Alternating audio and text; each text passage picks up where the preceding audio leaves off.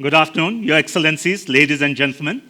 So I'm Sujeev Shakia. I'm the chair of Nepal Economic Forum, a private sector-led thought center. So we welcome you to another edition of NEFtalk, one of our signature programs of the Nepal Economic Forum that is built on 3 Cs. We contextualize, we converse, and we conclude. So today we are here to discuss the Nepal-Europe Migration Corridor. It's a culmination of nearly a year's work, and we want to use this as an opportunity to look at the larger dialogue on the issue. So while my colleague Rajesh Shrestha would present the big picture, I'm here to talk a bit about why we work on remittances and migration. So for me, it is a personal connection. So I started writing about remittances when remittances were about $350 million. So that's when I started being intrigued by, and I thought that more people are going to move out. As a son of a trader who was trading in Lhasa and from the Nyawa community that moved across the region from the 6th century, I always personally think that migration is something that is not something that we can stop, but that is going to happen. And it is about how we take advantage of it and how we leverage it and fill in the gaps. So then we got involved with the Non-Resident Nepali Association around skills, around diaspora funds, and a lot more. And what we are trying to do is to build Nepal Economic Forum as a repository of knowledge on migration and remittances. So we would look at different dimensions. We would look at investment opportunities. We look at reintegration. We look at skilling along with policy dimensions. So within the Nepal Economic Forum, we have multiple centers, and one of them is the Global Nepali Network. And we collaborate with multiple organizations, and we work on reshaping the dialogue around Nepalis who are in 180 countries. So we have people like Preeti Adhikari here, the great Nepali diaspora that we collaborate with, and many other institutions that we are bringing together young professionals, people, and we have about 4 million people outside. And if we look at in India, people of Indian Nepali origin is about 15 million. So it's a large population that speaks Nepali. So that's where we try to connect about 37 million people who speak the language, and that's what we are trying to connect. So today's program is divided into 3 parts. First, we'll set the context, have my colleagues Rajesh Shrestha who would start working on the larger picture on migration.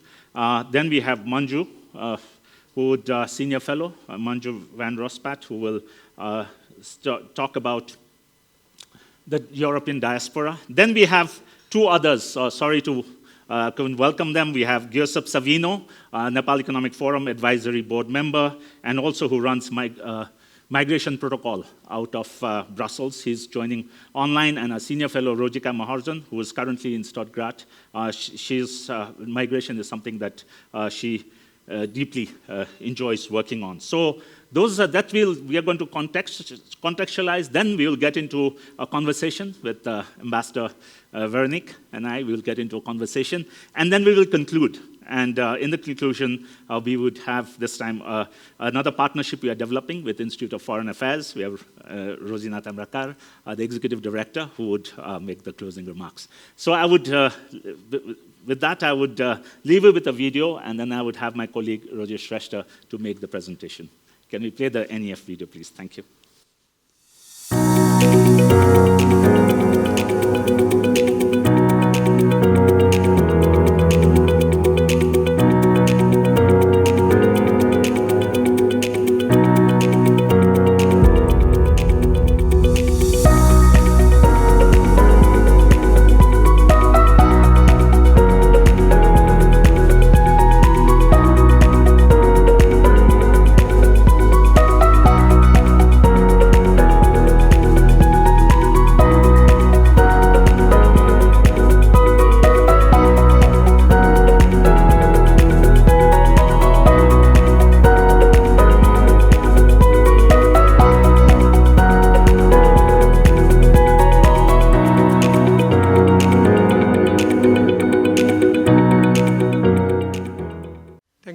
Once again. Good afternoon, everyone. So I will start with the context for today's discussion. on the Nepal-Europe Migration Corridor. So I'll be presenting three key trends. First, the overall migration trend over the years for foreign employment. Second, the Nepali migration to Europe for foreign employment. And lastly, the overall remittance trends over the years. So together, these three trends will provide us a context on how the remittance and migration evolution over the years and why it's so important for Nepal's economy. So I'll be trying to present that. So let me start with the migration trend over the years. As you can see that over the past course of 15 years, our foreign migration permits issued by the Department of Foreign Employment is constantly on the rise. Apart from fiscal year, it peaked during, if you can see on the picture, fiscal year 2014-2015 before the earthquake, it peaked and it was above 700,000. From there, it kind of subsequently went down, mostly due to the reconstruction work due to the earthquake and also due to a lot of policy changes. Then we saw a dip right in fiscal year 2021 where less than 200,000 permits were issued. But after that, you can clearly see from the chart that over the course of last 5 fiscal years, this fiscal year is about to close, so we have 11 months data for the fiscal year 25-26.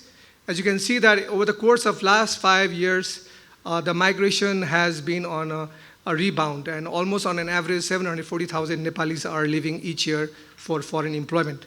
So over the course of last 15 years, as you can see that almost 99.2 million Nepalis have received foreign employment permits, out of which 38% are renewals, and new permits are about 61.55%. We don't have a data on India migration because migration to India does not require any labor permits.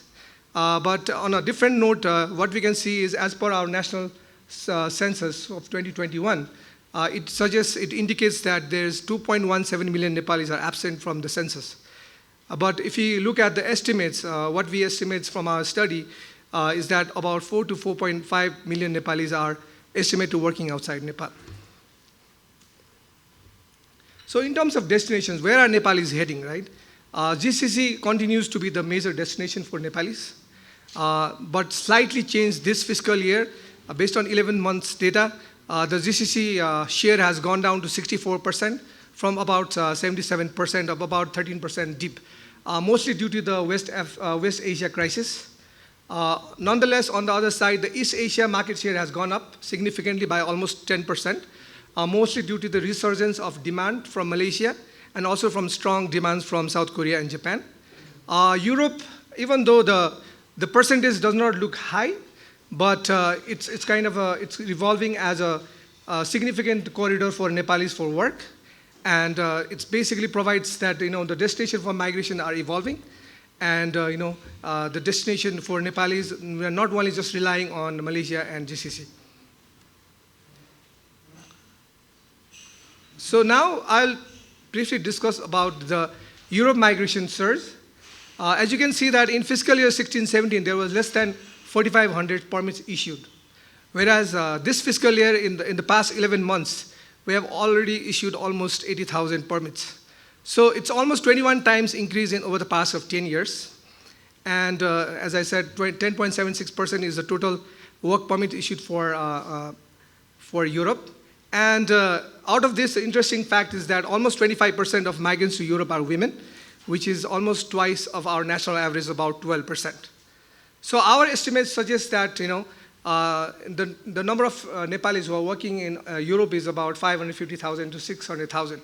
And this excludes the figures from the UK. We have not incorporated figures from the UK. So what the data suggests is that in the last 10 years, almost 303,000 labor permits have been issued for Europe, and our groundwork estimates that there are about 550,000 to 600,000 Nepalis, suggesting that the official figures substantially undercount actual Nepali presence. Also, the fact is that a lot of Nepalis who migrate to Europe do not migrate directly from Nepal. So basically, they also migrate from third countries, like if they are already in GCC countries, like if they are already in UAE or in Qatar. So what they usually do is once they have a couple of years of experience working in these countries, basically they scout for work in Europe and they directly fly out of these GCC countries. That's why also our figures suggest that the data from the government, that's DOFE, it substantially underscore the actual figures in the Europe. So within Europe, when we look into the figures, these 5 countries, Romania, Croatia, Cyprus, Malta, and Poland, almost 80.73% of work permits are issued for these 5 countries. And what we can see clearly is that the surge of Nepali migrants' demand in Europe post-COVID, as you can see clearly, post-2020-21, this is where the surge of demand of Nepali workers, particularly semi-skilled and high-skilled workers, are on the rise, and as we can see in the figures as well. So Romania is leading by almost 101,000 permits in the last 10 years, followed by Croatia and Cyprus. And also there are other interesting countries which are on the rise. So this just provides a context that our migration currently is focused on these 5 countries, but is continuously on the rise in different countries as well. So I'll be discussing a bit on the remittance trends over the years. The figure provides here the remittance figures for the last 21 fiscal years. This fiscal year, in the last 10 months, we have already received about $13.26 billion of remittance. And if that growth continues, this fiscal year likely we will cross 16 billion mark for the first time. If that's the case, then our remittance compared to GDP would be about 32%, which is quite significant. And as you can see that apart from the fiscal year 2019 and 2020, we saw a dip. Apart from that, every fiscal year we have seen a growth. And this fiscal year, it's going to be about 25% year-on-year growth compared to last fiscal year. And where is this remittance coming from in terms of the sources? The Central Bank of Nepal do publish the monthly remittance figures on a regular basis, but they do not provide the sources of remittance, where this remittance is coming from, right? But they do provide some snapshot of kind of a larger picture at times. So similarly in 2023-24, as per the non-bank financial institutions supervision department report, these are the figures that we are trying to depict here. As you can clearly see that almost 42% of our remittance comes from GCC corridor. And still the GCC is a significant region for us for our remittances. Whereas you can see that Asia Pacific is also a significant source, even though their market shares has gone down. Likewise, North America's market share has also gone down, but interestingly, the others category, which also includes Europe, the percentage or its portfolio has gone up almost by 5 times to 20.4%. So it does signify that, like, even if you consider half of the others categories is coming from Europe, it's almost 1.5 to 2 billion worth of remittance is coming from Europe corridor. So now Europe is becoming a very important corridor for Nepal in terms of remittances and also for diversification of our destination. So in conclusion, Nepal's migration remittance landscape is becoming increasingly diversified, while migration remittance continue to serve as a cornerstone of the national economy, supporting livelihoods, foreign exchange earnings, and economic stability. Thank you so much. Thank you. Thank you, Rajesh, for setting the stage. Now we have Manju von Raspat, Senior Research Fellow at the Nepal Economic Forum. And for somebody who's come to Nepal to really understand her roots, I think it's an apt person to do this presentation on what's happening with migration, the migration in Europe, understanding shifts and trajectories. Over to you, Manju. Thank you so much. I hope you can all hear me. Okay, so I will just briefly present some of the key highlights that we did from our study, exploring trends in Nepal migration to Europe, understanding shifts and trajectories. We undertook this research with the support of the EU delegation in Kathmandu, and the study was really interesting. I don't have that much time to go into a lot of the insights, but we have a policy brief which you can access via the QR code. There's some brochures outside, so I'd highly recommend checking out the policy brief. And if you want to read the full report, we can also share that with you, so please just let us know. So in the next few minutes, I'll just leave you with the core findings. Why are people migrating to Europe? Who is migrating, and what are the associated costs? And once people are ending up in Europe, what jobs are they going into? So the study objective was to assess migration trends and to really get a sense of what is happening in this corridor between Nepal and Europe. To date, there hasn't been a comprehensive large-scale study. There's been ethnographic studies and small-scale studies, which are very important, but there hasn't been a stock-taking to where we are now. So this study really tried to fill in this gap and to provide solid policy recommendations to various stakeholders involved. For our methodology, we had the opportunity to go to Europe and to do fieldwork in Belgium, Germany, Portugal, Netherlands, France, Spain, Malta, and Romania, and to consult with diaspora groups in each of these countries through focus group discussions. Then we did surveys with Nepalis who are intending to migrate in the coming year, around 400 people. We also spoke with diaspora who are currently in Europe, 60 people, and we spoke with 150 households who have a family member in Europe. So through these sources, we tried to triangulate as much information as we could, and then we spoke with key informants and experts, researchers, advocates, consultancies, recruitment agencies, some of whom are in the room. So we tried to get a holistic perspective on this corridor. So just to start, why are people migrating? As we all know, there's limited domestic employment opportunities in Nepal. The formal sector is narrow, the wages are low, and there's high graduate unemployment. We also know there's high household financial pressure, income insufficiency, debt.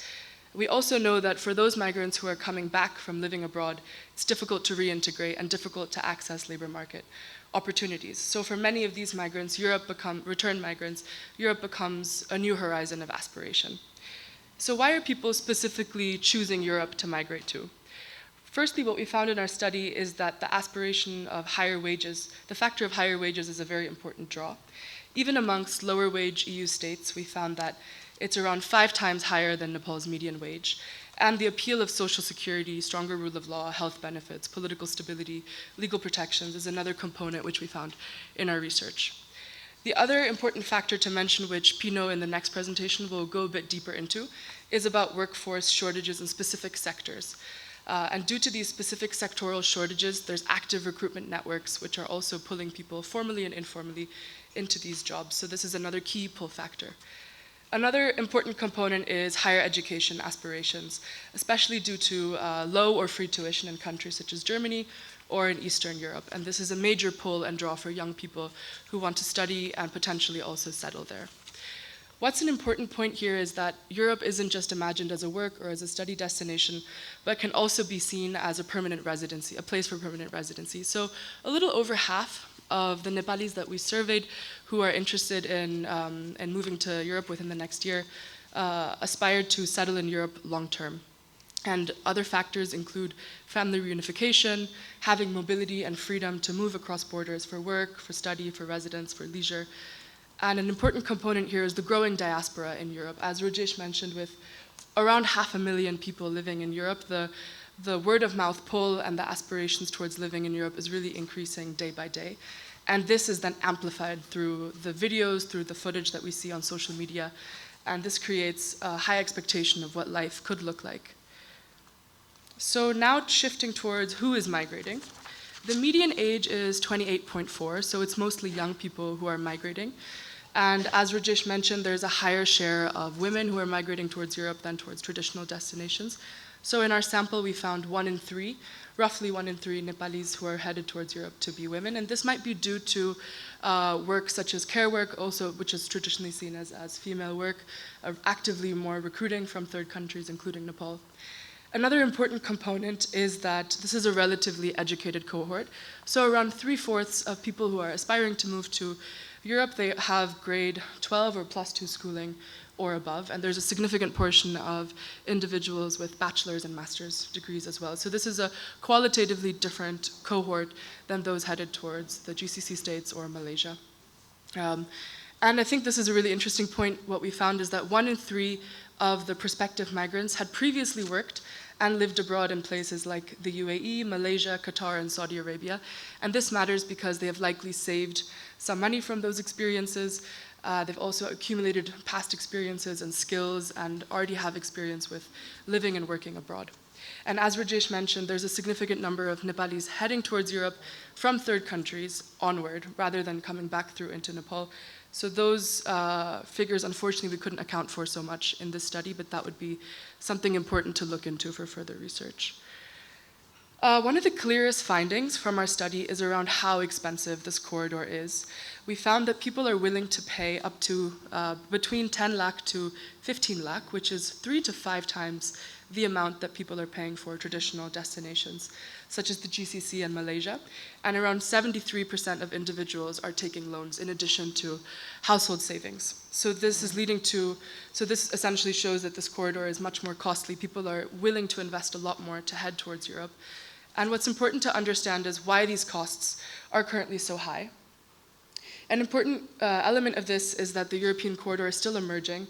Governance frameworks and regulatory frameworks are yet to give adequate attention to this, something we found in the study. And therefore, the current recruitment and intermediary system has less scrutiny than perhaps for other destinations. This might lead to information asymmetry for migrants who have less bargaining power to compare costs and to understand whether these jobs are legitimate or not. So we also found in recent years some cases of fraudulent activity as well, and people being misled and also losing their money in the process. So this is an important policy gap we identified in the study for future attention from stakeholders. So now looking at what kinds of work are Nepali migrants actually doing once entering into Europe, it's hard to generalize, but what we found is that there's a broad spread of people entering hospitality, construction, agriculture, manufacturing, care work, transportation, and skilled sectors such as IT and engineering. We essentially found 2 tiers, some concentrated in lower wage, low skilled sectors, and those concentrated in higher wage, high skilled sectors.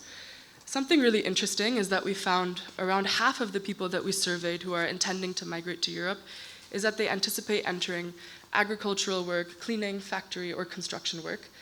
And you can see that on the graph on the right. The second largest category is hospitality and food, which is something which Nepal almost has a comparative advantage in. And from the field sites, from the visits to European countries, we found that there's differences in different places. So in Cyprus and Malta, there's been a surging demand for care workers, and because of that, there's growing recruitment from third countries, including from Nepal, to work in care work. And also, as these countries have growing tourism economies, this is another sector that Nepalis are increasingly working in. We also found in Bulgaria, there's a recent construction boom, which is compounded also by the outmigration of their own citizens towards Western Europe, leading to them also needing to rely on third country nationals, and Nepalis are also filling that gap. And I also heard from Sujeev about the case of Nepalis participating in the gig economy in Bucharest and in Romania as delivery and ride-hailing workers. So it's hard to generalize, but these are kind of the main core findings that we found. So a key challenge that I wanted to highlight here is that the human capital that we have is perhaps underutilized. This corridor, as I mentioned earlier, is a relatively higher educated population, and those who have more assets and more savings comparatively to those headed towards traditional destinations. 3 in 4 of the prospective migrants already hold at least higher secondary credential, and we found around 1 in 2 prospective migrants have taken vocational training. Yet despite this, there's significant de-skilling, perceived de-skilling, and perceived skill mismatch happening, with around 43% of prospective migrants stating that the job that they intend to work in is not actually aligned with the work that they feel qualified to do and that they are doing here. So this is another important policy gap to pay attention to as stakeholders. We also found this pretty jarring statistic that 2 in 3 prospective migrants depart with little to no language preparation, which serves as a key barrier into working in Europe, in countries that aren't Anglophone. We also found that skill certification is a major barrier. Even if people have skills, the barrier is not about the lack of skills, it's more about the lack of legibility around skills. And though Nepal now has the National Qualification Framework and the National Vocational Qualification Framework, we found through our consultations that these haven't yet been adequately implemented and operationalized. So this would be another important area for future cooperation. So just to leave you with the key takeaways, the main message that I want to leave you with is that this migration corridor is growing rapidly and it deserves significant attention from all stakeholders. It's grown 21-fold in under a decade.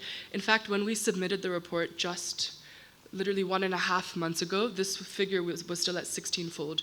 So when we were making this presentation, we had to update the figure to 21-fold. So it's an exponential growth of people who are seeking to migrate towards Europe. with over 500,000 estimated Nepali nationals currently living there. So the opportunity to govern this corridor well for migrants, for diaspora, for Nepalis, for Nepal, and for European labor markets, it's urgent and it's time sensitive. These are the kind of core points that I wanted to leave you with. What we mostly need is improved governance, sustained accountability and attention from all stakeholders, and we need more research and more monitoring and more data to understand what's happening. And of course, we need more bilateral labor diplomacy as well. So thank you so much. I'd be happy to share more later, and I hope that you also check out the policy brief and read the report if interested. Thank you. Thank you, Manju. So we have now two speakers joining us virtually, and we'll get the lectern down. So we have Giuseppe Savino. So what Manju brought about is the trends, and then we are trying to work on this further. And in this, our advisory board member who would be joining us online from Brussels, Giuseppe Savino, and he's been associated with us for about 10 years, and we've been working on basically the demand side of it and trying to see that what is Europe's labor market challenge, what is the demand, the demographics, and migration. And along with migration protocol, Nepal Economic Forum, the Global Nepali Network, and Nepal and the World program, we've been working on this. So over to you, Pino, for your remarks. And welcome. Thank you, Sujeev and the team. Good afternoon, ladies and gentlemen. It is a pleasure to be with you today. Allow me to join in welcoming Her Excellency Veronique Lorenzo and all of you.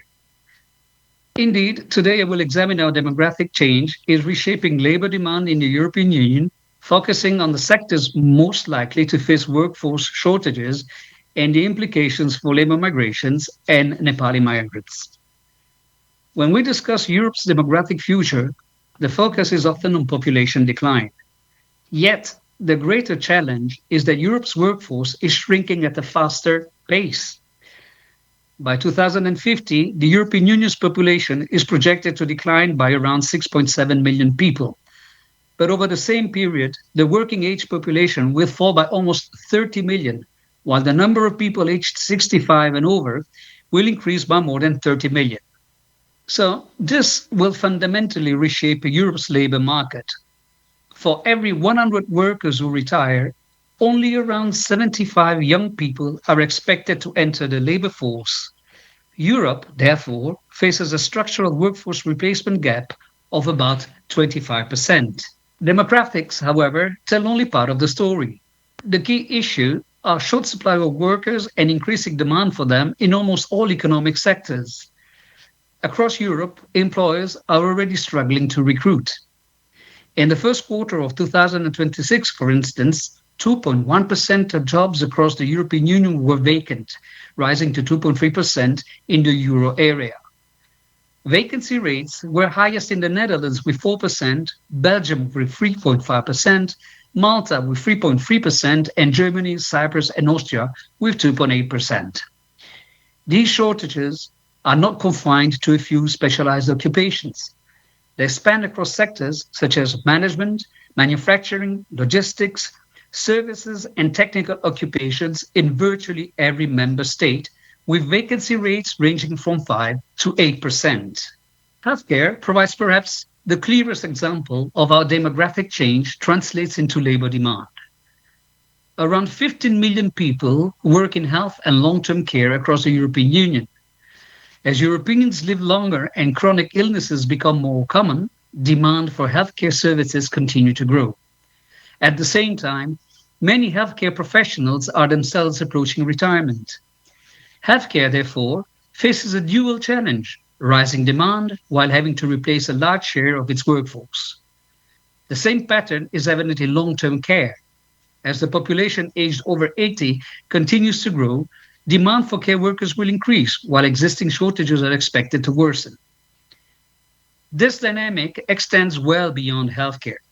Sectors such as engineering, manufacturing, construction, transport, and the skilled trades may see only modest employment growth. Yet, they will continue to face substantial recruitment needs because large numbers of experienced workers are retiring. The digital economy illustrates the same trend. While demand for ICT and STEM professionals continues to grow, a large share of future recruitment will reflect workforce turnover. Between 2022 and 2035, around 40 to 45% of current employment in many STEM occupations is projected to reach retirement age and require replacement.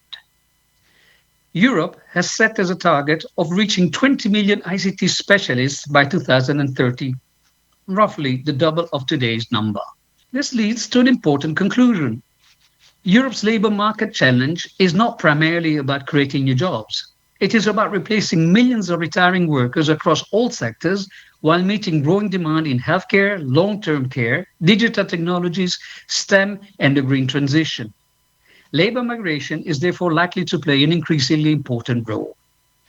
Recently, Eurostat projections show that under a higher migration scenario, the European Union population would be about 3.4% larger by 2050. Without migration, though, it would decline by more than 10%. Migration is not a silver bullet. Higher productivity, greater labor force participation, investment in education and lifelong learning, and better use of existing skills will all remain essentials. Nevertheless, demographic trends point to a clear conclusion. Without substantial labor migration, Europe will struggle to maintain the workforce needed to sustain its economic and public services. For migration professionals, the question is no longer whether labor migration will be needed. The challenge is whether Europe can develop migration systems that are responsive, targeted, and efficient enough to meet labor market needs. Ultimately, Europe's demographic challenge is becoming a labor market challenge and increasingly a migration policy challenge. Thank you very much. Thank you. Thank you very much, Pino, for setting the stage. And so as I was mentioning, what we are doing is that we are looking at demand side, that what Pino is looking at, has talked about. We're looking at investments, so a couple of bankers are here, and we are looking at, this is something that we started in 2010, looking at how we put diaspora investments together, and that's one. Then we're looking at skilling, something that Manju talked about, and the other big piece we are looking at is also on reintegration. And now we have Rosika Marjan is joining us online from Stuttgart to present her perspectives on reintegration. Over to you, Rosika. Thank you, Sujeev. Greetings to everyone in the room, and I'm really happy to be here presenting about reintegration, something that I have been working on through the other project and also with our recent project with NEF. And I think talking about reintegration is something that comes up a lot within our discussions in research and in practice, and is a very complex phenomenon. So it takes a lot to really understand what this means. So I would be talking a bit about why it matters and what we should really look forward to in context of Nepal-EU corridor. We can go into the slides. So I would not like to go a lot into the concept in itself, but about what is happening in Nepal and what we can really look forward to. So reintegration is the stage where we really realize if the value of migration is realized or not. And that in the Nepal-EU corridor at this stage needs a rethinking. Now, when returnees or when migrants come back to their home country, they want that their skills, their ambitions for enterprise creations, and their economic and social remittances are mobilized for their home country and for their community life. And if they are not able to reintegrate, this doesn't just create unemployment, but at a higher level, frustration and repeated mobility, and at many times with high migration costs. So we really need to think about why this matters for our country. So the good news is that for Nepal, we are not starting from zero. We already have an institutionalized multi-level architecture, as we see that at all three tiers of our government, we do have policies and programs dedicated for returnees. And especially with National Reintegration Directive, which has been our national policy prioritizing mobilization of skills and remittances, enterprise development, and socialization, we see that this ticks off all the boxes. And similarly, within our provincial and local levels also, we see that there are emerging programs and policies to bridge this gap between national frameworks and local delivery. Along with it, and I think that we have many stakeholders here in the room as well who have been engaged with bilateral initiatives and other local level initiatives to engage both civil society and returnees for reintegration. I think the message that I really want to show here with reintegration is that we are not starting at somewhere where we have nothing. We have existing structures and we have components within these frameworks which really address key concerns of our returnees. It has always been first and foremost the skills recognition and utilization, which engages on certification and acknowledgement of previously earned skills and reskilling programs for competencies that were acquired abroad. Most of the programs also address entrepreneurship priorities through seed grant programs or encouraging subsidy loans, business incubation programs, and one of the key learnings that we got from one of our other research on reintegration was that financial literacy programs were quite successful with returnees because they are really keen on mobilizing their remittances and helping them to linkage in labor market. And we see that with the emerging initiative with ESCs also, there is programs for job seeking and matching services. And also there are initiatives for social and psychosocial reintegration for more family-centered approaches and community support. But the weakest link here that we have seen is that implementation remains limited. The programs are there, the structures are there, the policies are there, but accessibility for returnees and communities still remain limited. Please remember this common denominator that we see on skills recognition and enterprise support, because this is where the cohort that we have studied for returnees from Europe actually has the most to offer. Because we see that Nepal EU returnee is a totally different cohort than we have commonly expected from other returnees. And this is one of the weakest links that we find in our policies and programs. They are there, they are holistic in nature, comprehensive in programs, but we see that most of these programs have been leaning towards the commonly expected returnee group from the Gulf countries or Malaysia. And while this is quite important, it's really important to understand that return can be different from different contexts, and this is exactly what is significant for Nepal EU cohort. From our own study where we had the survey, we see that returnees are not coming back to Nepal because they were dissatisfied or because they were not able to integrate in the destination. For example, Manju already informed us that most of them seek for permanent settlement. So why are they returning, or why do they want to return is a big question. See, 92% of the participants showed that they were satisfied with their jobs in Europe and also reported sufficient incomes. So the intentions to return are not shaped by dissatisfaction, but are shaped by family obligation and sense of regaining civic identity. So this is where we see that the push and pull framework that could be used for outmigration doesn't fit so properly when we start to understand the return from Europe. It's also interesting to note here that 48.3% participants were undecided on return. And this is the most actionable segment for our stakeholders and our programs. This is where we can really engage with our diaspora to help them understand return conditions, become aware of developments in our country, and understand what preparedness and risks are there for return. Also, interestingly, we see that 35% of our participants intended to start or expand a business on return. And this is where the opportunity lies.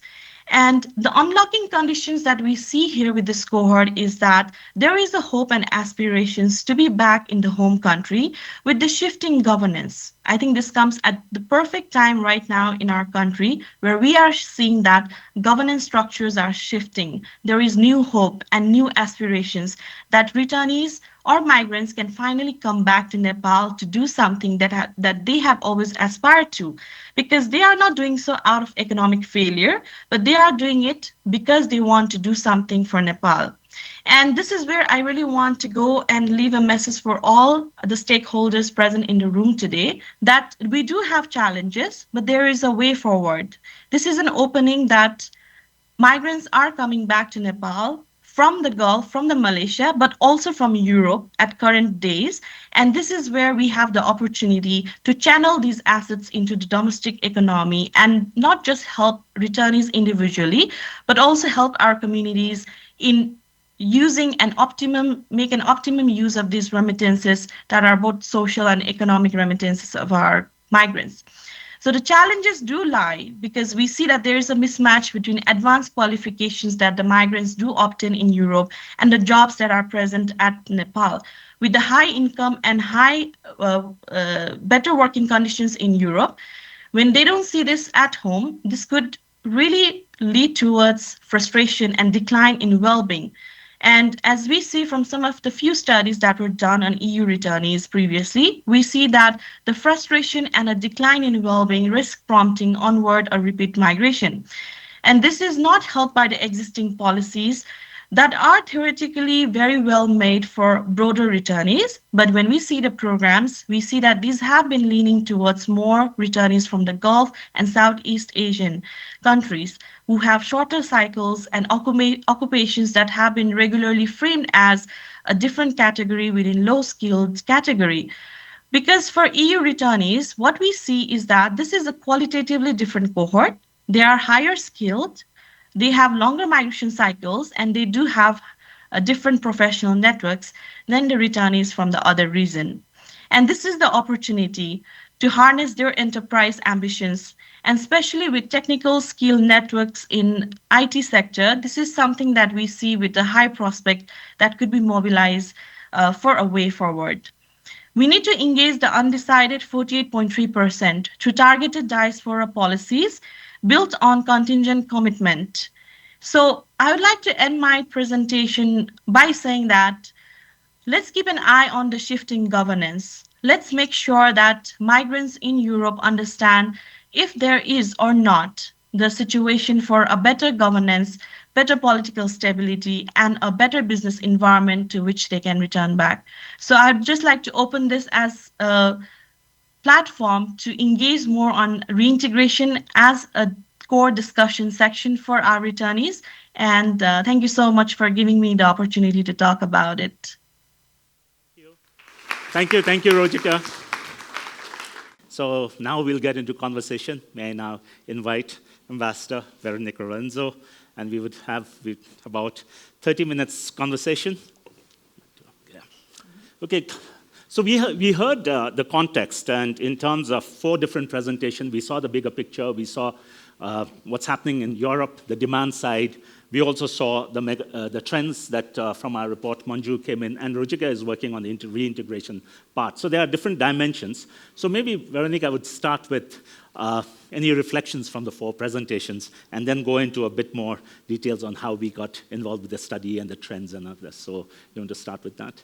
Thank you very much, Sujiv, and good afternoon, everyone. It's good to see a packed house. This has been, I mean, the migration in Nepal has been, I think, my passion since day one when I arrived 3 years ago, because it's so unusual. Nepal really relies heavily and increasingly so on these on the migrants. On the out migration, the remittances are one example, but more broadly, this is a factor that I think we don't realize, or we don't see enough how it is transforming society. Okay, let me start. I'll go back to the origins of the study we commissioned, because this is where it comes from. But the first thing, I would go, before the presentation, you had this little short video on NEF, and it is about change. I think I'm coming to the end of my 3-year term in Nepal, and if there's one word I will go away with, it's the word change. Nepal is I think we don't fully realize, in a huge transition, from rural to urban, from hills to Terai, from the transformation in education, in technology, and so on. So that's the whole study of the migration comes under that umbrella of change and realizing that this is a society undergoing massive and very fast change. I think the figures Manju presented are very impressive. You know, this migration to Europe is very different from other patterns we've seen before.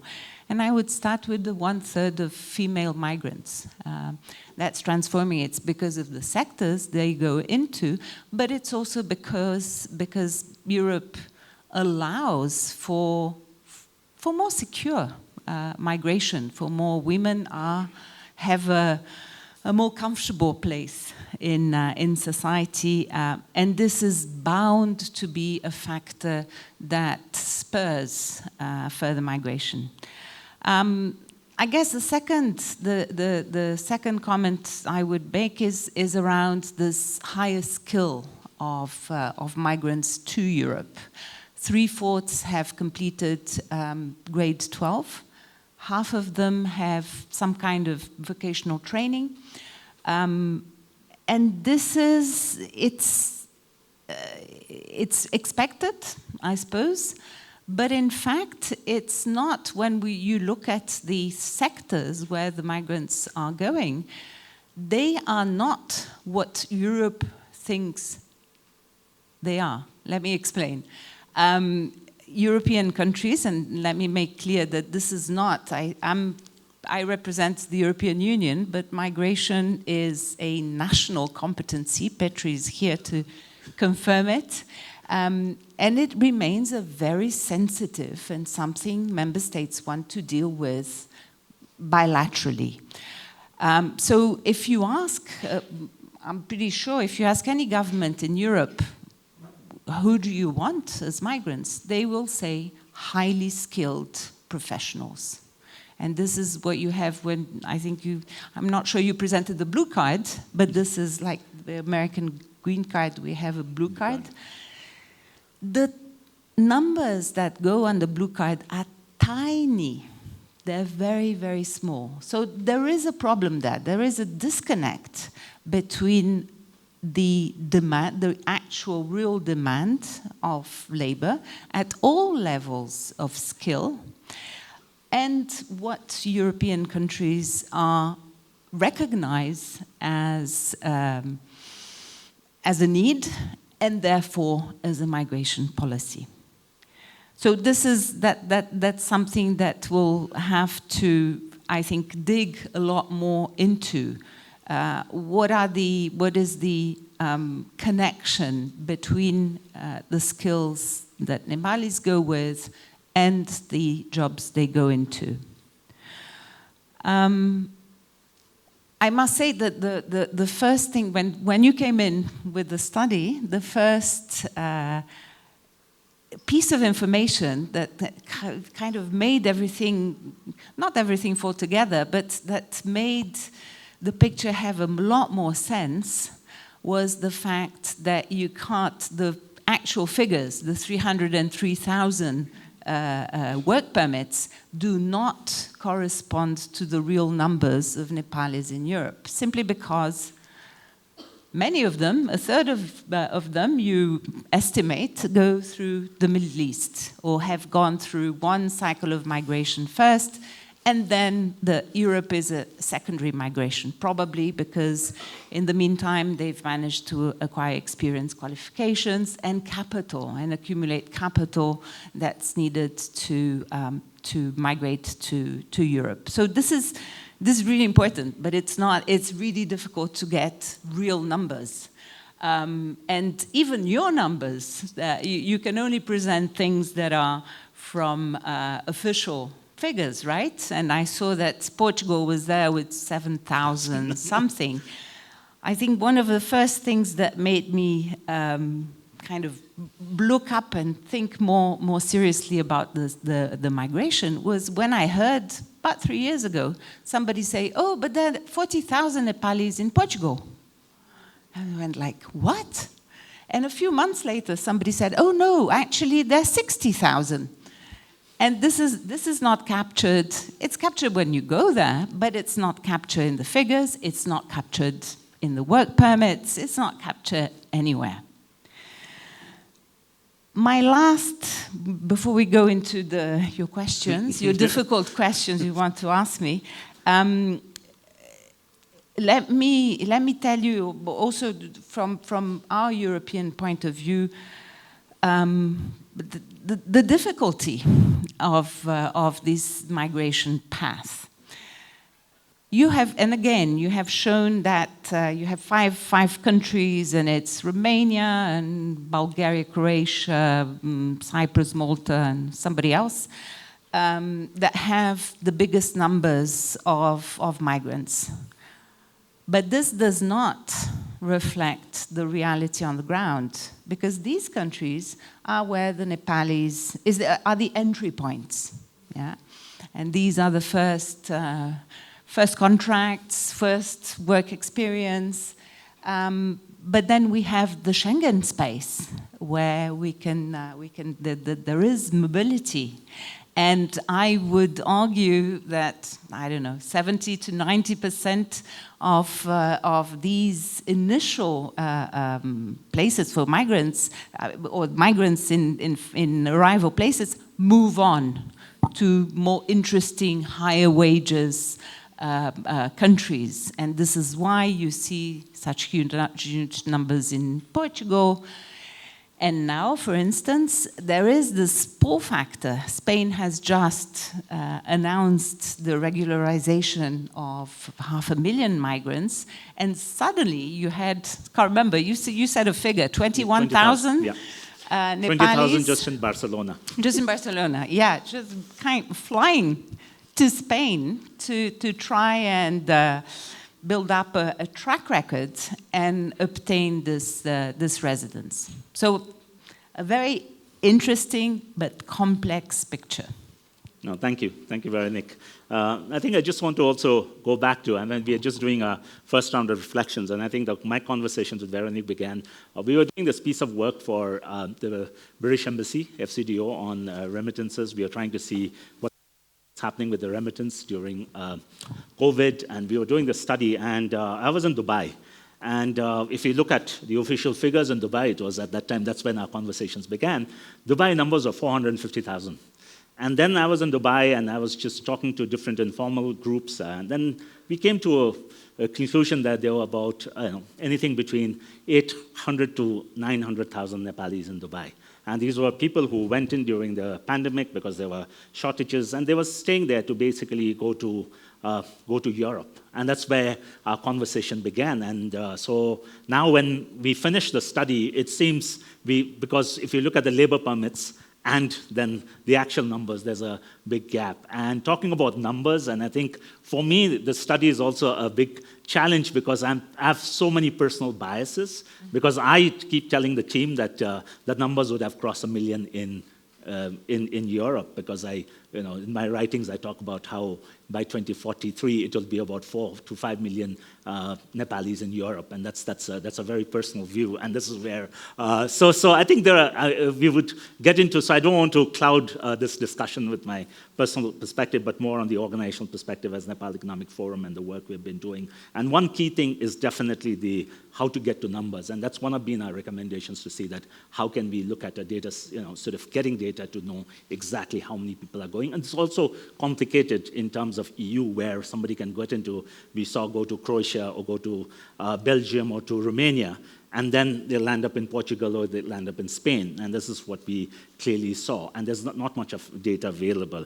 So let me go back to this time when we were talking about, and how do you think about doing the study, this, sort of commissioning the study, and, sort of this is the internal discussions. Because we have had some discussions, I think Petra is here, with discussions with the ambassadors who have been here last year at the retreat, and this year also on this. So, yeah, so where did this all came in? And a bit bit of personal also in terms of the institutional perspective on commissioning the study and where do we see this moving ahead. Yeah. No, thanks, Sujeev. I mean, the operative word here is diagnostic, because we have something that's happening. We have, and happening in big numbers. We have seen, I mean, we saw, I think I remember seeing a graph from 2 years ago, then this is what really struck me, that the curve of migrants to Europe had gone whoops from 2,000 a few years ago to 100,000 now. These are official figures, and these were from perhaps 1 or 2 years ago. So we're obviously nowhere in terms of data. And the first thing to be done if we need to, if we want to understand and to respond with adequate policies, the first thing to do is this diagnostic. So this is, for me, this study is very much the beginnings, and I think you set it out very nicely in the policy brief with the recommendations. This is very much the beginnings of trying to understand what the picture is in terms of who goes, who they are, what the qualification is, what their plan is, what their potential for return is. And from, I mean, we have another part of the European Union, the European Commission, dealing with migration, but we are the European Union delegation to Nepal, and our main concern is to look at Nepal as at the opportunities that can be created. I think we've agreed a few years ago that the priority for this country is growth and jobs. How do you create? How do you get there? And part because the diaspora is such an important part of the equation, necessarily you need to take into account the diaspora for planning future investment, for gauging, who wants to come back, what are the conditions that need to be in place so that people who would like, in absolute, to come back actually return and invest. That's a bit, the other part of the equation is around skills. We've been, as EU in Nepal, we've been involved in education, basic education, for more than 35 years. And now there's a shift because the perceived need is more around vocational training, skills, employability. And this is also, I mean, you've identified a number of gaps in certification, in acquisition of skills, and so on. This is something that can inform our future work in education. Yeah, I'll come a bit into skill development and reintegration a little later. But I mean, as you are talking to folks in Brussels, so how they are seeing this? What is the relevance of these trends? Because like this time when we were there, we are seeing different sets. When we go to Romania, we go to Bulgaria, we see Cyprus. This is sort of the first point of landing. This is where people are sort of at the bottom. We're sending about 100,000 Nepali rupees or 500-600 euros, and then they are moving into Portugal, into businesses. There are about 10,000 Nepalis from what the embassy told us who has taken Portuguese passports, and they are the ones we see them running businesses in Belgium. So as my famous, the sushi story about in Belgium, more than 100 sushi restaurants. We saw similar trends coming up in Switzerland. We see that in Denmark. We see that in Scandinavia. So what are the relevance of these trends in terms of, sort of as you look for Brussels or for the, sort of when they are looking at, let's say, the South Asia office or how they are looking at Nepal. So how does this trend become relevant for them? So it's just looking at a bit from the Europe side, because Pino talked about also the skills, gaps, the demands, the changing scenario in Europe, and it's also it's also a very sensitive topic. Yeah.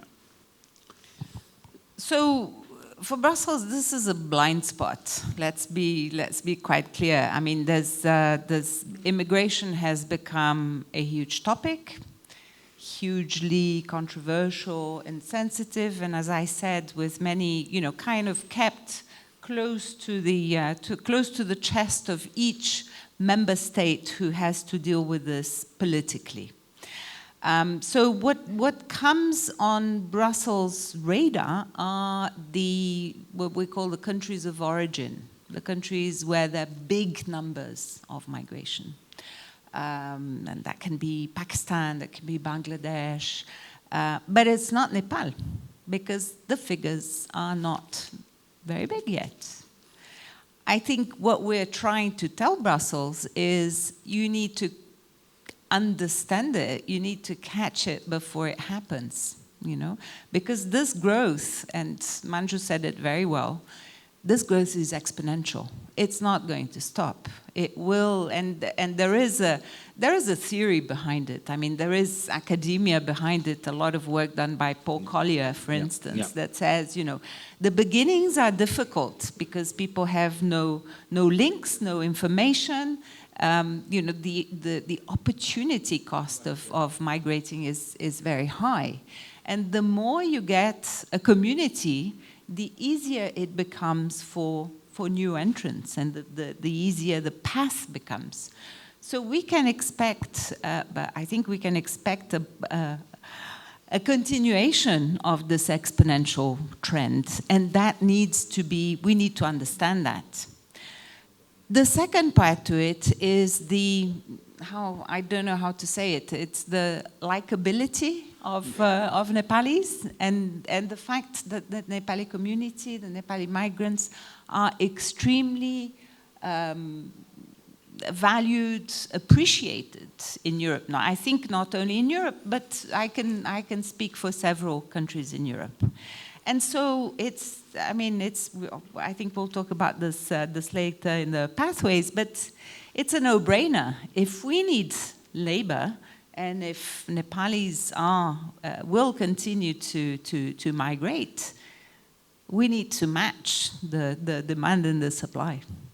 Yeah, so that comes to the skill development and also the reintegration part of it, because I think also for Nepal, one of the things we are looking at is that, yes, we have 600,000 people coming to the job market, we have only jobs for 50, 60,000 people, so people are migrating. But as economic development will take place and there'll be more job created to Nepal, so we would have to, and we are seeing reintegration happening. The recent piece of work we did on tourism, on the Nepal Tourism Board strategic plan, 5-year, where it's very clear that as we are traveling outside Kathmandu Valley, we saw a lot of SMEs, hotels and restaurants and coffee shops that were all, when you ask them, the money is coming from the people outside. It's also that they're bringing in skills. So we are seeing that. So how does this, how does this fit in, and how you are going to look at skill development? Of course, there are some GIZ colleagues here in the room who are working on the program, and also the reintegration part of it. So those two become very important, because so how are you seeing that going ahead, and the involvement and what you would see? And then we'll come to the partnership agreements as a pathway, but to see the skill development and the reintegration part of it.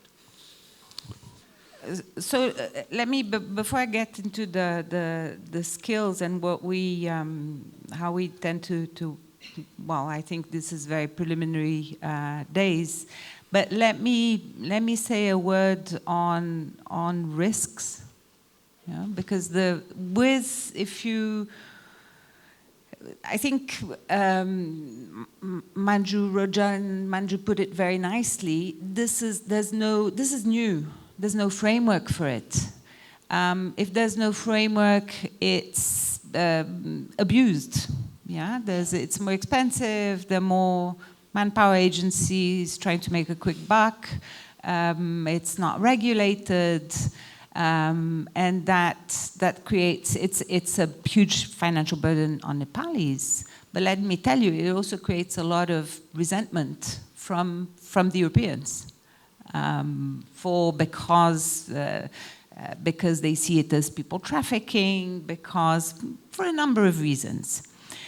So if you have this unregulated situation with exponential numbers of migrants, this is, in in the medium term, it's a recipe for disaster.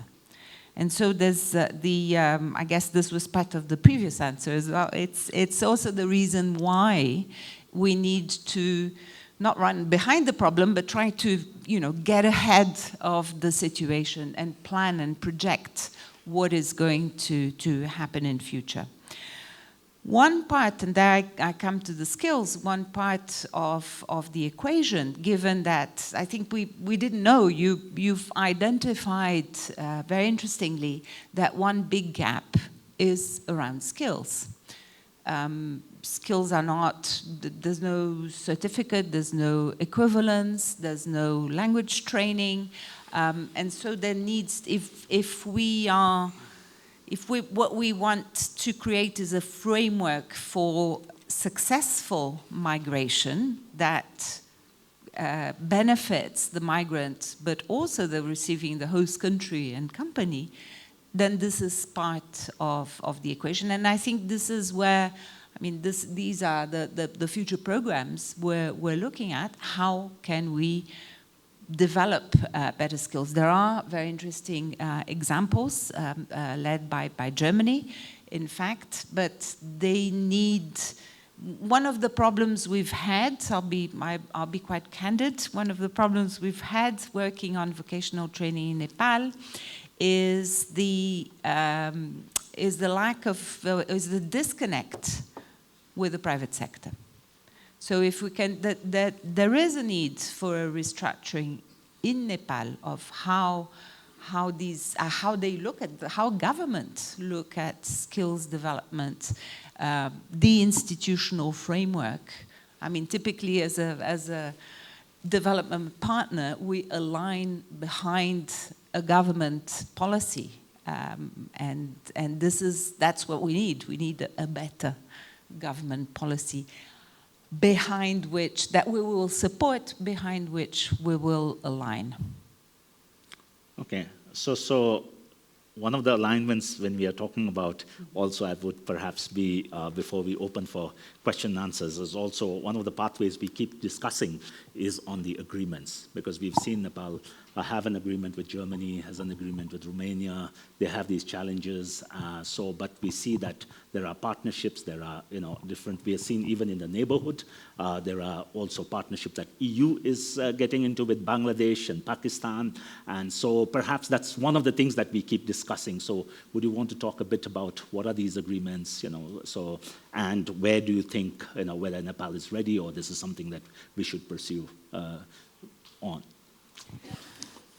Yeah, I think they're essential, and I think the study provides the substance also for the government to say, okay, this is what we need to address. So there are two paths for an agreement. One is a bilateral one, and Nepal has an agreement with Germany, but I think it's very limited. And one labor agreement with Romania, and that's it. We are 27 member states, so the 25 missing, or perhaps, at least 10 important ones. And there is something that is in its infancy, because as I said, migration is still very much a national policy. There's something called the EU talent pool, where the European Union tries to matchmake.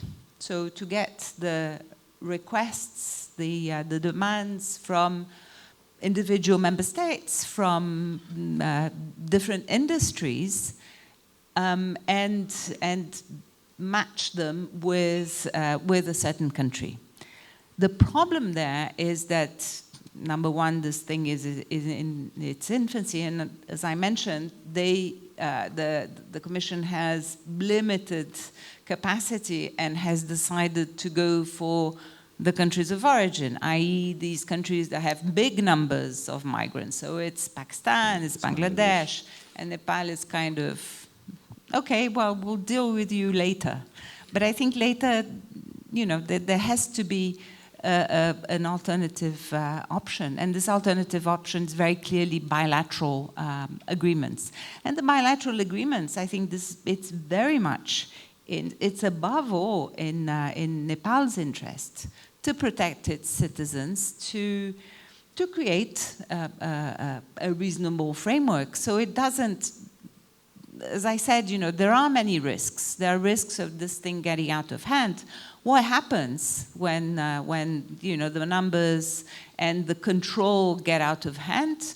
The European countries will crack down and refuse visas and restrict migration. So the best way, so this is also, I think, is in the interest of Nepal, and it needs to be, I mean, this is a dialogue, of course, but it needs to be spearheaded by the Nepali government to have, on the basis of what is known, and we're there to support, to develop bilateral agreements, at least with 6 to 10 countries that are the most important recipients of Nepali migrants.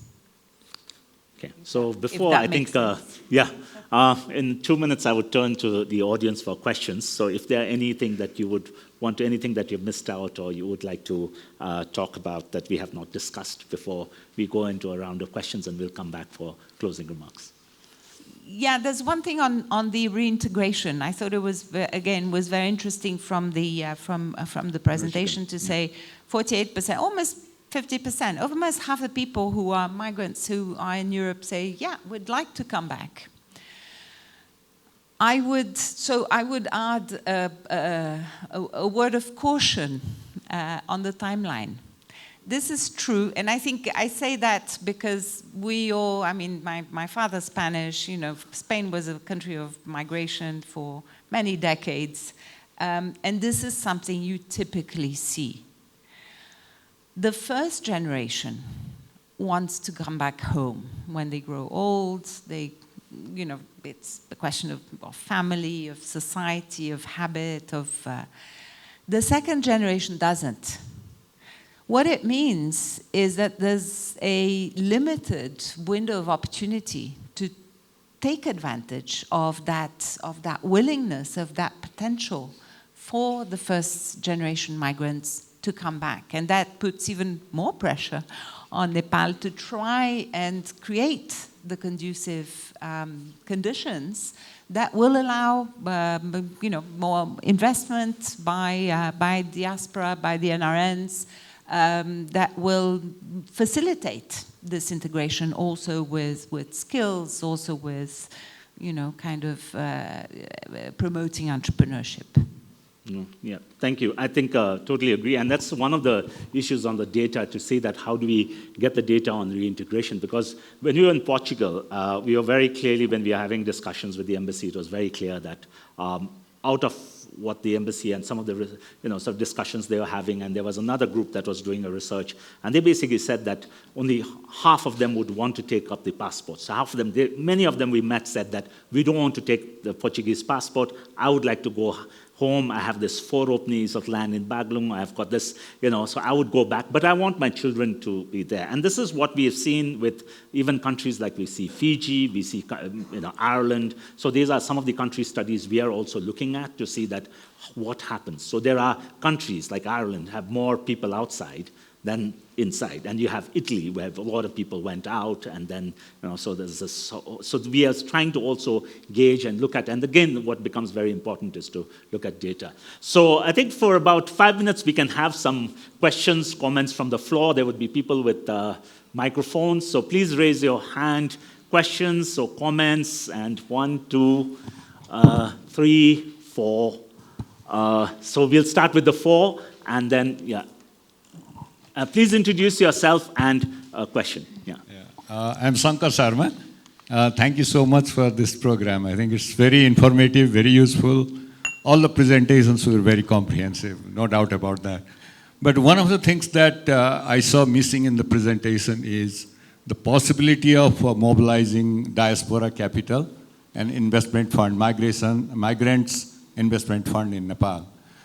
Although I think there are challenges in Nepal, no doubt about that. If we see the growth rate in Nepal, average is only 4.3%. And then when I calculated the investment efficiency in Nepal, it has actually declined. And there is so much of money in the bank lying to be attracted by the business people. But having said that, I think when we talk about the financing, the development of the country, we talk about diaspora capital and migrant investment fund. Money is coming in Nepal to some extent, but not significantly. So for the future, what kind of mechanism we can initiate to attract more fund for financing our growth, especially in the productive investment? Thank you. Yeah, you want to go next? And then we'll go back. Yeah, no, yeah. Hello, I'm Arniko Pandey. I have a comment and a question. One, when we talk about exponential growth of people leaving the country with just 30 million people, the exponential growth will not go on forever. How many more years will there be before you run out of people who would migrate? That's something to think about, that things will not go like this for a decade or more. On the question side, as one of the authors of RSP's pre-election manifesto, with a commitment to create at least 1.2 million jobs over the next 5 years, and to provide every Nepali the opportunity to make a living within Nepal, to have the choice of whether to have to migrate or not. What do you and the rest of the panelists see as the key policy priorities for us? Thank you. Thank you. Einar Tellnes from the Norwegian Embassy. Very interesting agenda. I think we have a number of things that have been very well addressed. One thing I wonder about is we can all agree that out-migration creates a lot of benefits, advantages for the country and also for the recipient countries. However, what are the disadvantages in terms of economic development in Nepal when it comes to potential brain drain? Is that outweighed by the benefits of this out-migration or not? What are the considerations about this? Thank you. Hello, good afternoon. My name is Madhushika. I'm with Helvetas Nepal, and I'm the team leader of the reintegration of returning migrant workers project. I have 2 points. One is a bit of a personal question that's been with me for a long time, also from Sri Lanka, and it's a question on data. And this comes up all the time. For years, we've been saying there's no adequate data. We underscore the estimations we make about migration, about returnees.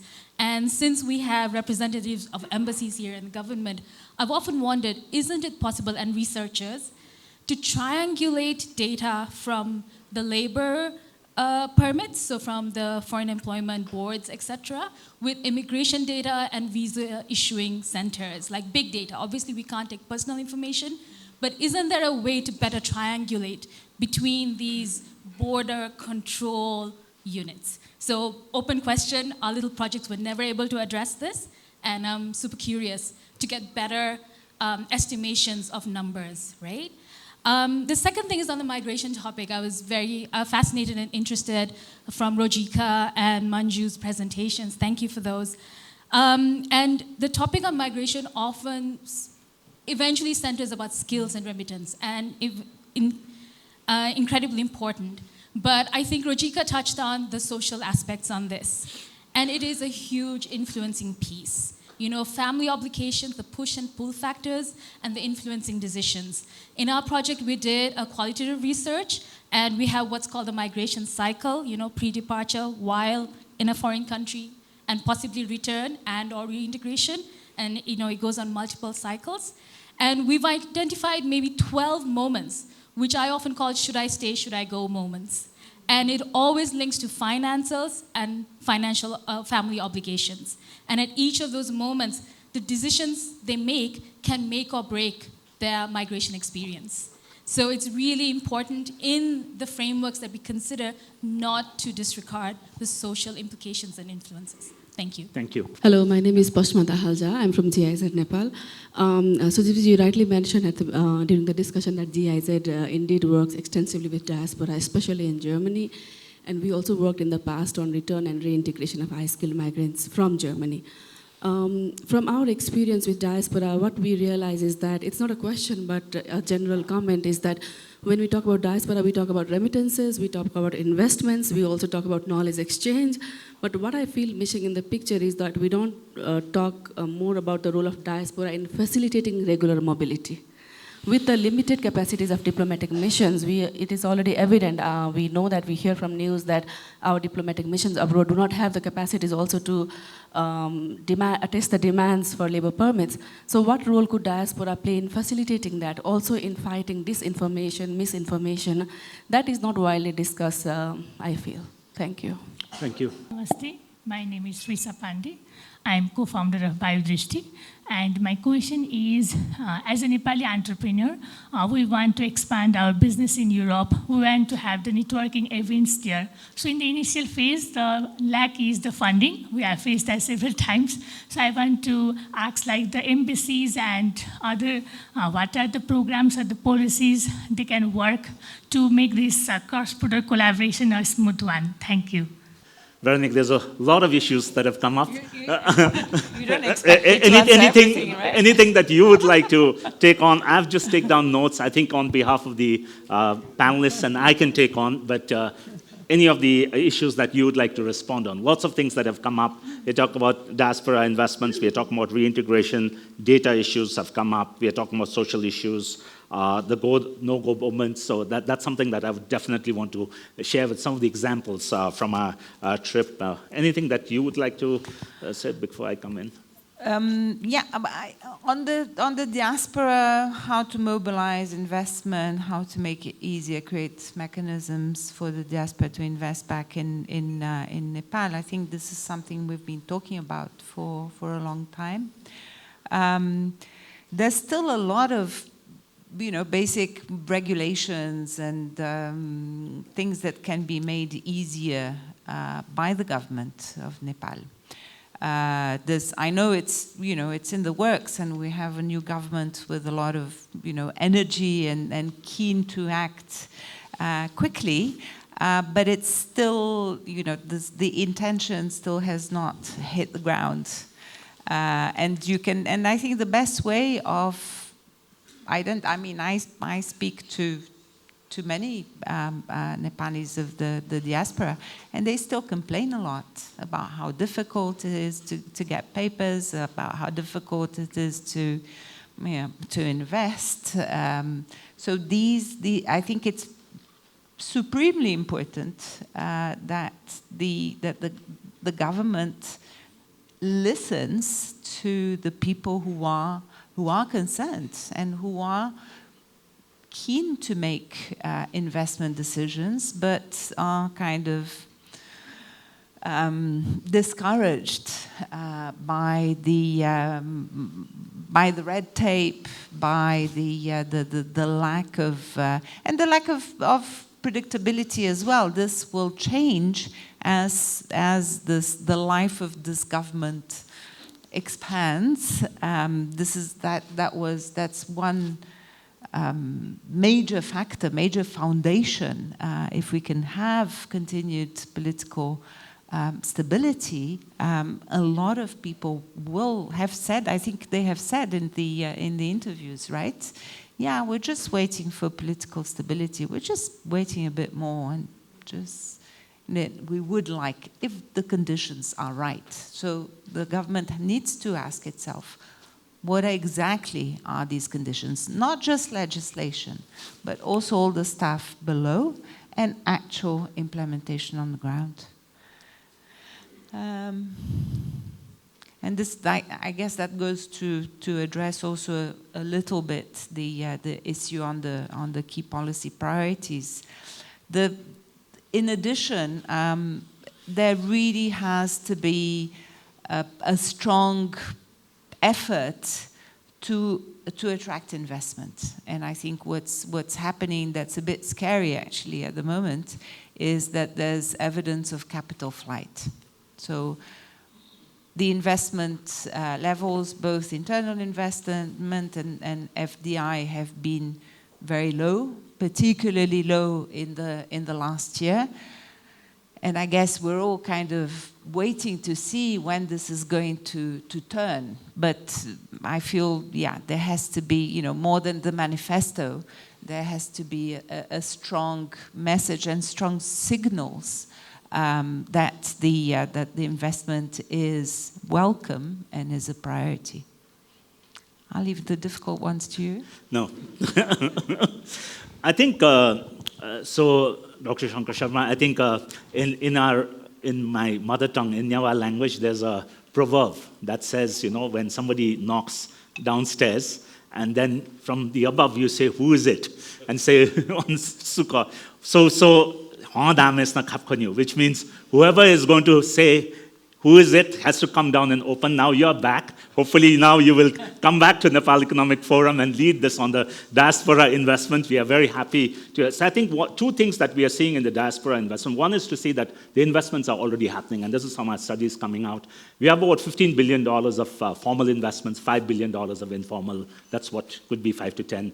So out of that, we say 85% goes into consumption, 15% goes into. So $3 billion is already coming in informally into investments in different forms. So if we can recognize that, if they would come into a corporate structure, and we can give them, say, 3 years tax holiday on dividend tax of 5% if they were put into companies. So that could be one of the things that we have put in as a separate policy recommendation on a separate study we are doing. The second is definitely the diaspora fund. There are already, I think Priti is here, some of the others who are here are already initiating these funds. And I think we are working, and this is wearing the bead management hat, we are working on diaspora funds. There are a lot of people who are doing it informally, but we see that there is definitely the opportunity. One is to formalize what is already there, and that also leads to the issue that was brought about this go, no-go moment, and the investments. And what we have seen is that some of the interviews, I think Rajesh, when we were,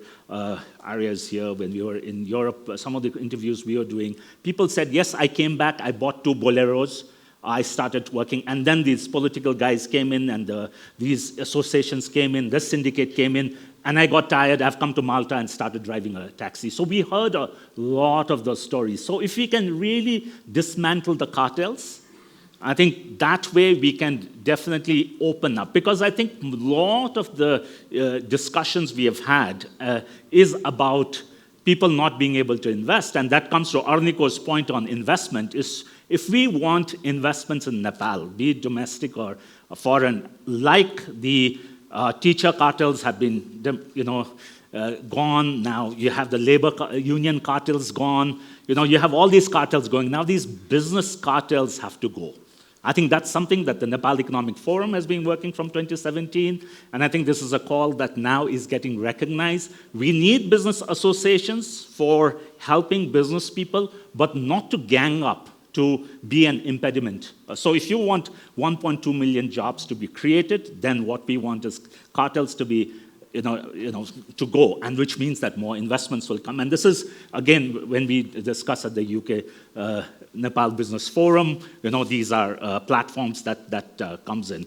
I think on data, one of the things that we are also exploring is that whether the Nagarik app that the government already has, can that be expanded into recording? Because to see that what is very difficult in Europe is that you can get into Croatia, but then you could be in Portugal. So now you don't have to report that. Like if we look at, as Rajesh was mentioning and Manju was mentioning, the frameworks for that were designed for Nepali migration, migrant laborers, where the embassy knows exactly, they're issuing permits, be it in Malaysia, be it in Korea or in Middle East, they know where they are going, whether they're in UAE, they're in Kuwait, but in Europe we can't do that. So, but if there is a way in which we can work on the Nagrik app, that's one of the things that also could be a data center to say, okay, and to see, again, data privacy, is to say that that does not go away. So definitely some of the issues that have been raised, I think I think we can keep discussing this offline also, but definitely a lot of issues that we are looking at, and especially on data, as to how can we create that data, how can we, and what's the incentive for the data. There are money transfer companies that are interested. We have been having conversations with them who are interested in the data, but to say that how much is going to be in the private domain and how much will come in the public domain, what will be data privacy, that's a huge issue. But we are also talking about 4 million people outside, so it's a huge data pool, apart from EU we can talk about.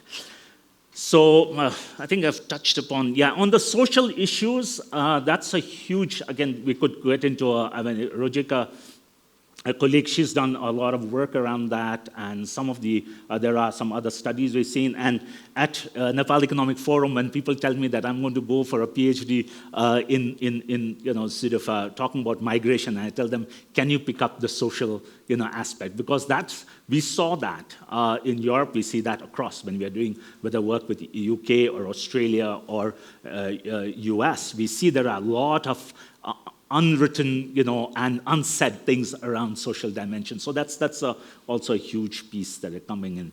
So I think I will end this part here. And since also, Veronique, you would be here, would be leaving, and to say that any closing remarks you want to make on larger issues, because investment is one issue.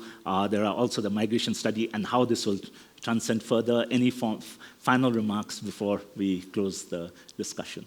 Yes, I leave. I'm coming to the end of my 3-year term, so I leave at the end of August with much regret, I must say, because this is the last year has been the most exciting, because of the changing government, because this new political energy, because the new dynamic.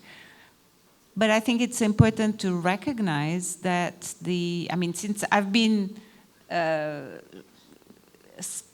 surprised by as I said at the beginning, by the level of change the society is undergoing. I think, I insist, I think nobody understands the huge dimension of this transformation. And I think this transformation holds, with it, like everything, lots of risk, but lots of potential.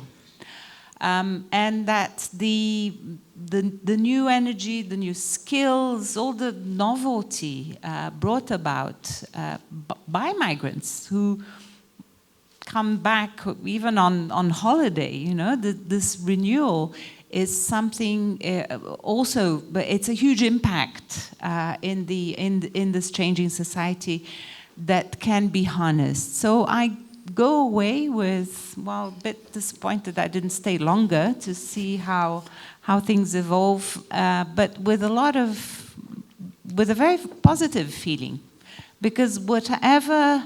Now with the prospect of a more stable political situation, this is that's the basis needed. Nothing else, in a way, nothing else is needed. That's all. If we can have a government for 5 years, then a lot of things can happen, and a lot of Nepalis outside the country will perceive the country differently and more positively. And this can unleash a very positive dynamic.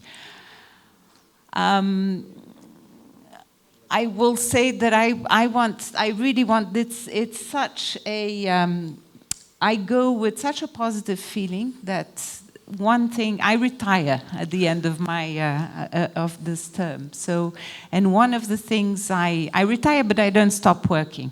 And so one of the things I want to do is to remain engaged with Nepal, because I think it's a country and it's a society that holds immense promise and a lot of potential for the future. Risks, but great potential. And this potential, it needs work. It needs work from the government, it needs work from the private sector, it needs work from the diaspora. And that's something I'd like to remain engaged in. Thank you. Thank you very much. Okay, a round of applause. So this, can we have the stage for, thank you very much. And now led by Rosina Tamrakar, the Executive Director, and may I ask Rosina to come and make the closing remarks for today's program. Over to you. Hello, good afternoon all. Thank you, Dr. Sujit Sakya, for this wonderful program today. Especially as a government institution, I'm very happy to join all of you in this important forum. And At this outset, first of all, I would like to express my sincere appreciation to Mr. Sujip Sakya sir, the chair of Nepal Economic Forum, and the entire team for bringing us together for such a timely and important, meaningful discussion. Today's discussion was very intense, and the presentation was very, thought-provoking, and the research was quite useful for us. And such kind of conversations are very essential if we are to develop better policies and stronger partnership for Nepal's future. Before I reflect on today's theme, please allow me to introduce briefly about our institution, because I think as many of you may not be knowing about this institution. Institution of Foreign Affairs was established in 1993 and was reconstituted in 2012 as the semi-autonomous government institution. It is a knowledge and research arm of Foreign Ministry.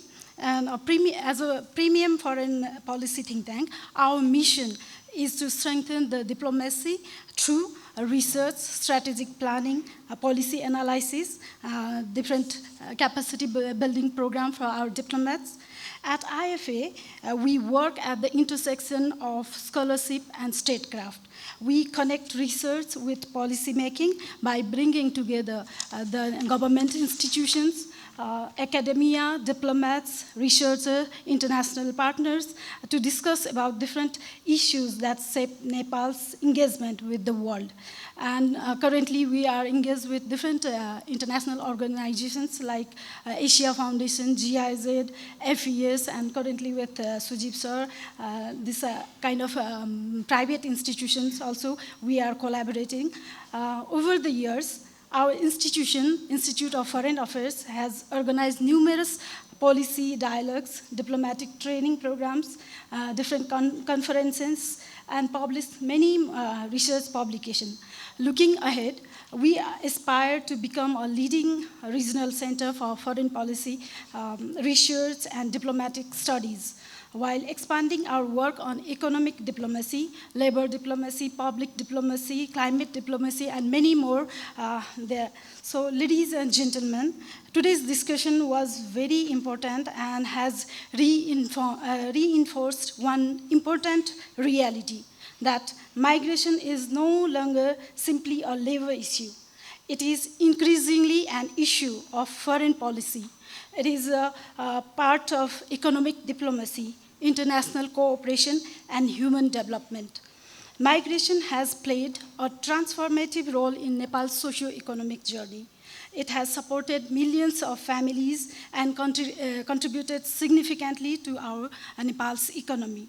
One message from this discussion has clearly emerged that Nepal-Europe Migration Corridor, it is not only evolving, but it is an important strategic partnership. So the findings which were shared today with us also show that these cases like labor permit approvals have grown about 21% in under 1 decade, from around 4,500 in fiscal year 2016 to around 77,000 in fiscal year of 2024 and 25. And estimated around 500,000 Nepalese are there in Europe who call Europe as their home. But in our government data, it is still lower, as we talked. We have seen in the talk that the data are mismatched. So Europe's changing demographics and labor shortages are creating new opportunities for skilled Nepali workers.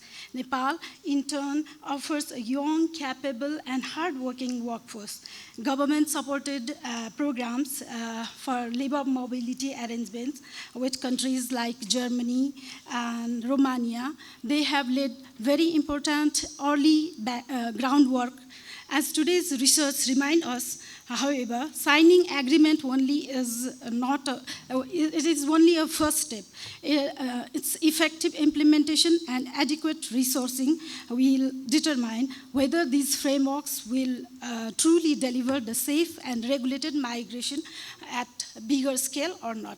So if managed well, this partnership creates a genuine triple win. First, it benefits migrant workers by creating them safer and more rewarding employment. Second, it contributes to Nepal's development through remittance, skills, and investment and entrepreneurship. And third, it also helps Europe meet their long-term labor market demand or needs with reliable and skilled workforce. However, we must work and we must acknowledge there are challenges, which were already discussed ago also. Migration to Europe is often characterized by high recruitment costs, irregular migration pathways, short-term employment arrangements. There are language barriers, skill mismatches, an increasingly complex immigration system, which includes the free movement, as discussed earlier, within the Schengen area. So these challenges highlight the urgent need for the stronger migration governance, more effective labor diplomacy, and closer cooperation between the countries of origin and as well as destination. The governance of labor migration and the diaspora engagement in Nepal is guided by a comprehensive legal and international institutional policy framework.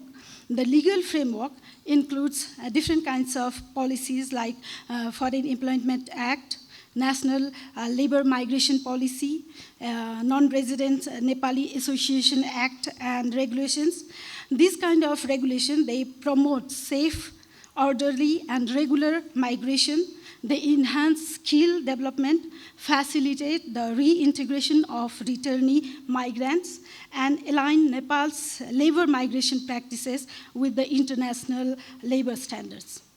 The Ministry of Foreign Affairs and the Ministry of Youth, Labor and Employment are the principal institutions responsible for labor migration and diaspora affairs. Within MOFA, there is a specific division now created just a year before. It is a division on labor migration and Nepali diaspora coordination, shortly LMD, and which oversees the diaspora engagement and labor migration issues.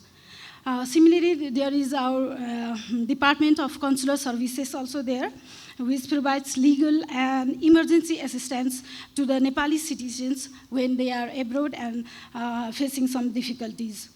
And also there are Nepali diplomatic missions serving as a frontline institutions for grievances handling, labor diplomacy, repatriation, and protection of the rights and security and the welfare of our Nepalese people, migrant workers.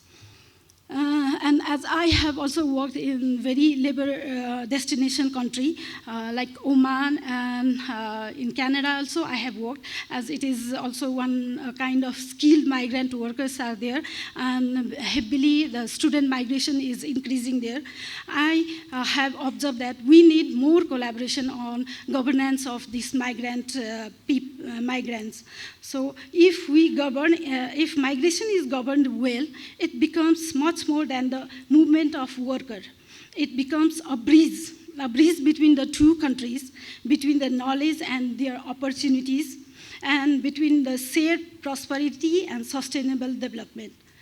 Our greatest opportunity lies not only in the investment remittance our migrant people they are sending to us, but also their knowledge, their skills, their expertise, innovation, and the global network they are creating.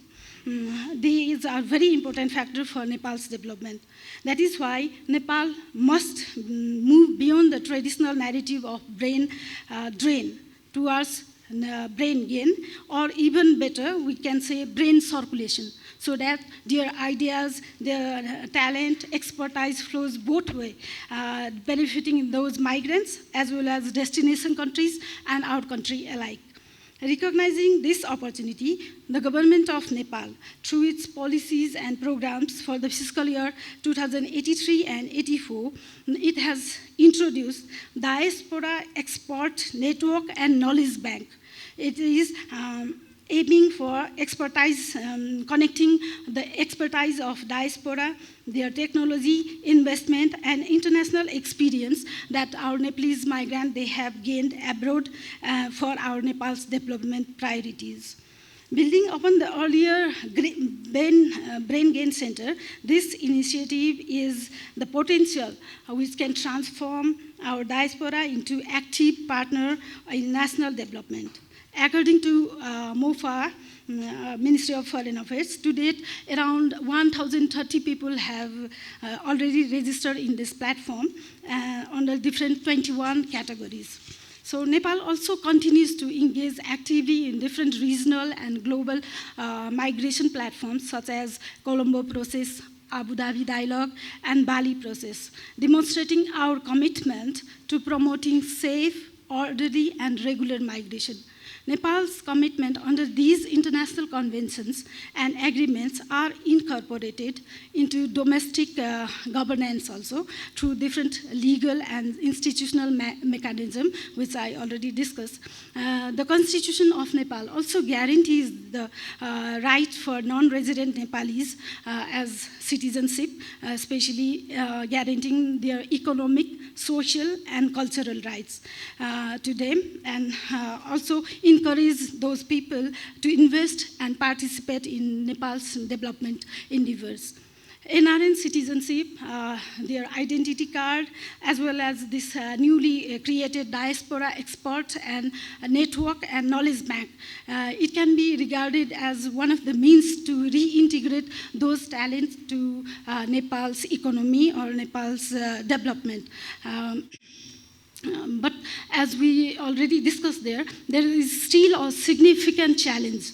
The challenge is Nepal still lacks an integrated and comprehensive migration database. We don't have that database. We already talked, the numbers are sometimes increasing in some country and sometimes it is decreasing.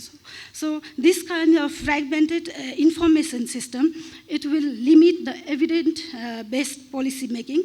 This will weaken the crisis response, constrain the labor negotiation, and reduce our ability to design effective reintegration process.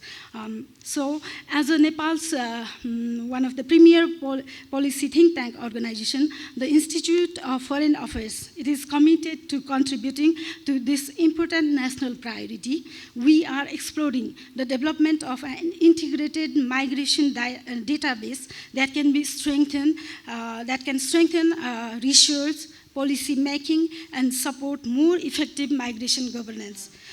From this platform, I would also like to invite our development partners, our other research institutions, and international organizations to collaborate with us for this important endeavor. And this is not simply a research project, but it is an investment for the better governance of and better outcome for the migrant workers. Ladies and gentlemen,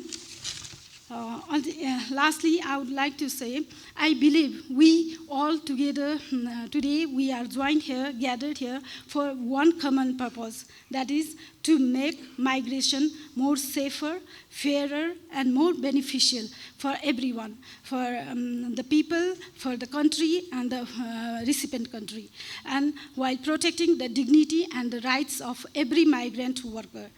Achieving this vision requires stronger institutions, better policies, and reliable data, effective diplomacy, and above all, we need the partnership with all the institutions which are working on this migration and diaspora networks. So this is my final word, and finally I would like to thank Sujip sir again and the team of Nepal Economic Forum, European Union, and all the partner organizations and all the participants who are here for this wonderful event. Thank you very much. Thank you. Thank you. Thank you very much, Rosina, for your remarks, and as you mentioned, so the two areas. So today we are also happy a lot of partner organizations are here, and also organizations we are discussing. So IIDS is here, who is also working on the Australia diaspora, some of the conversations we are having. Also happy to see IOM here, and we are also having discussions around with IOM on to see that where could be some of the synergies. Definitely, as we said, we bring in the private sector perspective, surely with Nepal Economic Forum, but there are different players already that are working on different areas, and with IFA providing the sort of as the linkage with the larger government agency, MOFA, and other agency, I think there's a lot of work we can do. So we come to the end of the program, and so I would just like to thank the context setters, Rajesh, Manju, Pino, and Rojika, who are online. Thank you, Ambassador Veronique, and thank you, Regina, for your remarks. It's hopefully a beginning of our partnership. And please do stay tuned. We have an event coming up later in the month on Nepal and China. It's a culmination of our 2-year work we have done through our Nepal and the World program, and that's something that we please stay tuned for. And before we end, a round of applause for all the people who have been behind the scenes here. I have Arya, Manju, Salina, Rojesh, Suyasha from the BEAD NEF team, members of the Go Nepal team, the backend office of the BEAD group, Sohan and ISS, our event management partner, the team at Yak and Yeti. Thank you all for joining us, and please do join us for high tea, and let's keep the conversations going. Thank you very much.